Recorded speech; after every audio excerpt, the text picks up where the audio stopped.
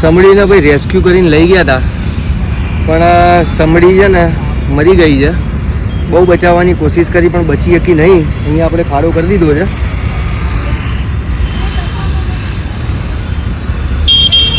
સમડીને આની અંદર મૂકી દઈશું.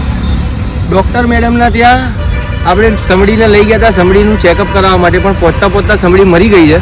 ડૉક્ટર મેડમે ચેક કરીને કીધું કે ભાઈ આ સમડીએ પેટ ઉપર હાથ ફેરવીની રીતે મેડમે ચેક કરીને કીધું કે ભાઈ સમડીએ કશું ખાધેલું છે નહીં, મતલબ કે સમડીને ખાવા કંઈ નહીં મળ્યું અને સમડી થઈ છે ડિહાઇડ્રેટનો મતલબ કે સમડીને પાણી નહીં મળ્યું. તો મારા ભાઈ તમારા ઘરની આજુબાજુમાં જો કોઈ જગ્યાએ છાંયડો રહેતો હોય અને થોડી ઘણી જગ્યા હોય ને તો ત્યાં પાણીનું માટલું નાનું કાપીને મૂકી દેજો, અથવા તો ભાઈ 20 રૂપિયા ઓછા વાપરજો કોઈ જગ્યાએ, અને એક નાની માટલી કે નાનું કુંડું લાવીને આ ઉનાળાની સિઝન આવી રહી છે તો આવા પક્ષીઓ ભાઈ આવી રીતે આવી હાલત ના થાય, ડિહાઇડ્રેટ ના થઈ જાય, પક્ષી મરી ના જાય, એટલા માટે કુંડું લાવીને કોઈક મૂકી દેજો.